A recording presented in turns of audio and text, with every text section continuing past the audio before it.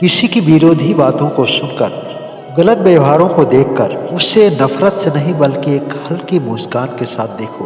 क्रोध और गुस्से से नहीं बल्कि प्रेम से बात करो। ऐसा भगवान कृष्ण का संदेश है। सब कुछ का एक समय निर्धारित है। समय आता है तो कभी कभी बिना जवाब दिए ही सामने वाले को जवाब मिल जाता है।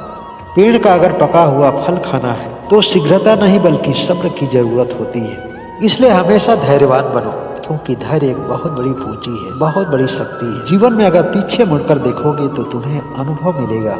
अपने आसपास देखोगे, अपने दाएं बाएं देखोगे तो तुम्हें सत्य की अनुभूति होगी। लेकिन नजर बंद करके अपने भीतर देखोगे तो तुम्हें तुम्हारे आराध्य दिखेंगे, तुम्हारे परमात्मा दिखेंगे। गलती से भी किसी की निंदा मत करो, क्योंकि समय और स्थिति का कुछ भी ठिकाना नहीं है कि कब बदल जाए। आप किसी का अपमान करते समय शक्तिशाली जरूर हो सकते हैं, किसी से गलत व्यवहार करते समय शक्तिशाली जरूर हो सकते हैं, लेकिन याद रखें कि सबसे बड़ा शक्तिशाली समय होता है।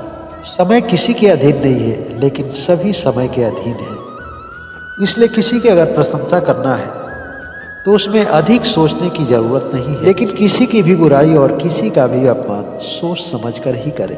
जब भी किसी इंसान के पास कोई बड़ी समस्या आती है तो यह जरूर सोचता है कि परमात्मा उसकी मदद क्यों नहीं कर रहा है। लेकिन याद रखें कि परीक्षा की घड़ी में अध्यापक मौन रहता है। हो सकता है कि आपके साथ भी कुछ ऐसा ही। दुनिया में सबसे अधिक भाग्यशाली वो लोग होते हैं जिनके साथ समय के साथ समझ हो जाती है। दुख भोगने वाला आगे चलकर सुखी हो सकता है, लेकिन दुख देने वाला जीवन में कभी भी सुखी नहीं हो सकता। पशु पक्षियों की गलतियां क्षमाशील होती हैं, क्योंकि प्रकृति को पता है, परमात्मा को पता है कि उसके पास सोच और समझ का अभाव है, जिसकी वजह से पशु और पक्षी सही और गलत में भेद नहीं कर पाते हैं।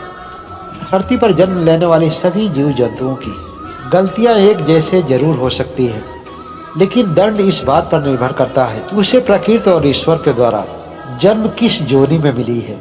मनुष्य इस धरती का उच्चतम प्राणी है, जो बुद्धि और विवेक का प्रयोग करके श्रेष्ठ कर्मों की पराकाष्ठा तक पहुंच सकता है। कभी कभी आदमी का एक बुरा कर्म ही उसके 100 अच्छे कर्मों पर भारी पड़ जाता है। अपने बुरे कर्मों का प्रभाव हो सकता है कि वर्तमान के अच्छे कर्मों से कुछ समय तक टाला जरूर जा सकता है, लेकिन वक्त बदलते ही एक राजा को भी भीख मांगनी पड़ती है। अगर यह सत्य है तो एक बार प्रेम से बोले श्री राधे श्री राधे।